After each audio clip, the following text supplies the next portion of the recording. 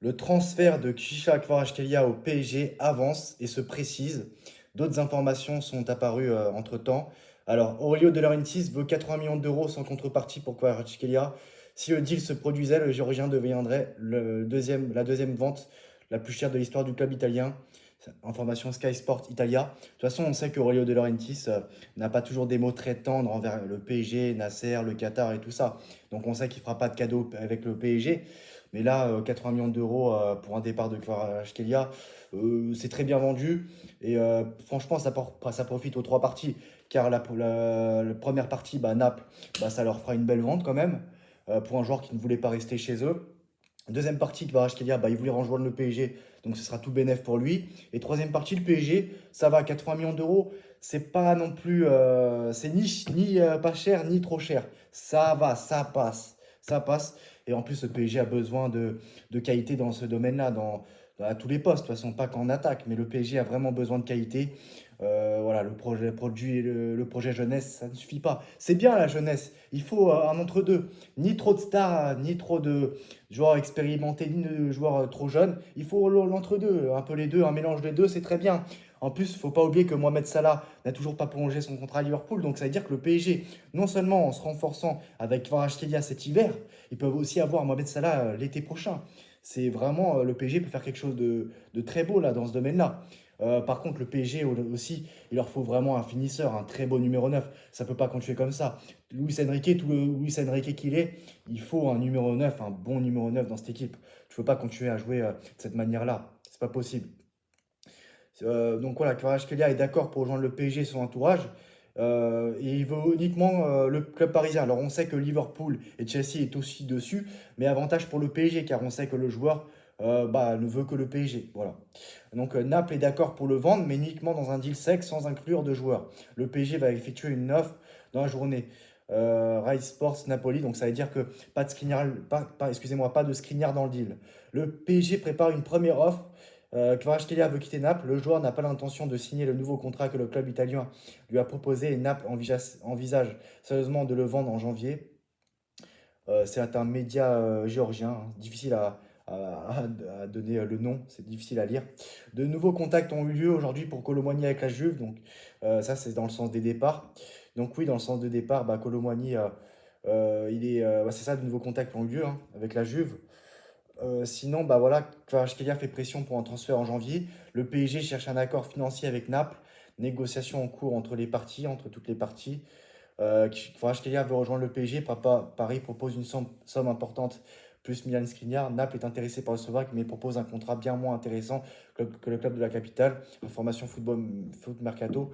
Mais comme je vous l'ai dit précédemment, le Naples ne veut pas un joueur parisien dans le deal. Sinon, le PSG aurait proposé un salaire de 8 millions d'euros par an à Kvaratskhelia. Par ailleurs, Christian Zaccardo, l'intermédiaire impliqué dans son transfert à Naples, prend l'avion depuis Dubaï pour participer aux négociations.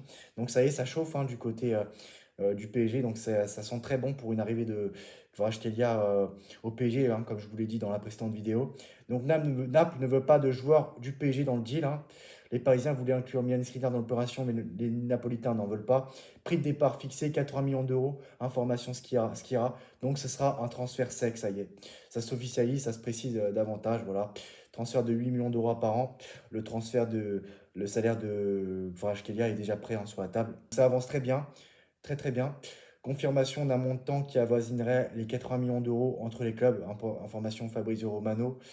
En plus, voilà, donc sinon le PSG est très optimiste pour l'arrivée de Kvaratskhelia au club, proche du club. Mais c'est vrai que le PSG, il faut d'abord, c'est bien, il faut acheter, mais faut aussi que le PSG vende, hein.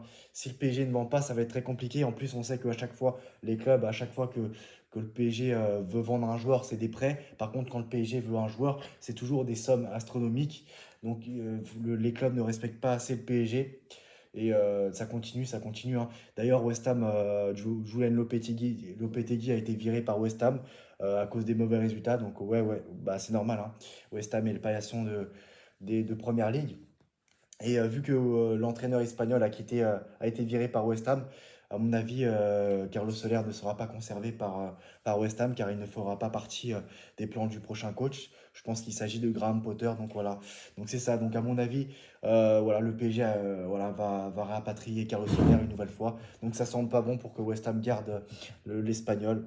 Donc voilà, c'est toujours comme ça. Tu n'arrives toujours pas à te débarrasser des joueurs. C'est toujours des prêts, prêts sur prêts, des résiliations de contrats, des départs libres. C'est ce qui s'est passé avec Kurzawa, tu l'as prolongé alors qu'il allait quitter le club libre. Voilà, c'est ça. Et il a prolongé, il a déclaré qu'il allait quitter après Leonardo. Bah, il a été fort sur ce coup-là. Il a bien quitté le club après Leonardo. Et pour moi, le PSG ne doit pas s'arrêter là, hein. Il doit foncer sur des milieux de terrain parce que milieu de terrain, il n'y en a pas. Tu as des joueurs qui stagnent, qui régressent même, ça ne progresse pas. Luis Enrique ne fait pas progresser ses joueurs. Bradley Barcola régresse. Désiré Doué, c'est bien, monte en puissance et a pris la place de Barcola. Il est en train de titiller Barcola sur le côté gauche. Tu joues son numéro 9, ça ne suffit pas. Il y a plein de choses qui doivent changer dans ce club, mais Luis Enrique en fait qu'à sa tête et il y a des choses qui passent en Ligue 1, en Coupe de France, en Trophée des Champions, qui ne passeront pas en Ligue des Champions. Là, tu as affronté un Manchester City qui est plus en forme que la saison, il y a quelques journées de cela, en Première Ligue, que le mois précédent en Première Ligue. Donc ça va pas être un match simple, ça va être un match serré. Et il faut que le PSG continue de recruter dans d'autres postes. Mais de toute façon, peu importe les joueurs que tu recruteras cet hiver, de toute façon, ils ne pourront pas participer pour le match contre Manchester City et contre Stuttgart. Donc c'est sûr et certain ça. Ils pourront être disponibles à partir des barrages voire des huitièmes, mais bon, pour le PSG, ce sera au mieux pour eux, ce sera des barrages. Donc, en plus, Manchester City, son prochain rival en Ligue des Champions, est sur le point de recruter Omar Marmouche pour la somme de 80 millions d'euros. Donc, ça veut dire que, quand même, c'est abusé. Le mec, il fait une bonne demi-saison. Ça y est, personne ne le connaissait il y a un an. Le mec, il fait une bonne demi-saison. Bon, tu le recrutes à 80 millions d'euros. Bon, je m'en rappelle, hein, Mbappé, c'est pareil, hein. Le mec, il est inconnu au bataillon. Le mec, il arrive. Il marque des doublés contre Dortmund, contre City et tout. Bon, le mec, il marque contre la Juventus, en demi-finale des Champions, il gagne la Ligue 1 avec Monaco et tout ça. Bon, je veux bien, d'accord. Mais bon, il y a des joueurs qui marquent 5 millions d'euros, qui marquent contre le PSG, ils prennent 5 millions d'euros en valeur marchande. Donc c'est ça aussi, hein. Je parle de Kouzanov, hein. Manchester City aussi qui est intéressé par lui, tout comme le Real Madrid, voire le PSG aussi, hein, d'après ce que j'ai compris. Les grands clubs sont sur Kouzanov de Lens.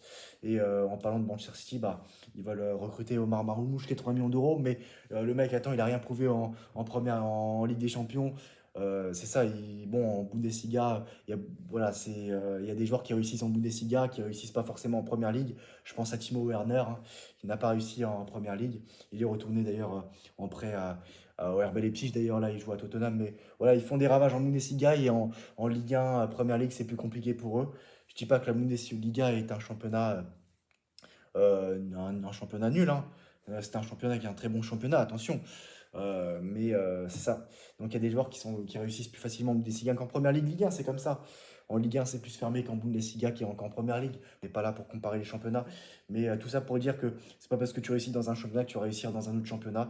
Et Omar Marmouche, 80 millions d'euros, c'est abusé. Tout ça pour dire que Kvaratskhelia au PSG, ça chauffe, ça chauffe. Et une arrivée dès cet hiver est possible. Voilà, n'hésitez pas à donner vos avis en commentaire. C'est tout pour moi. On se retrouve très prochainement pour une nouvelle vidéo. À très bientôt. Ciao.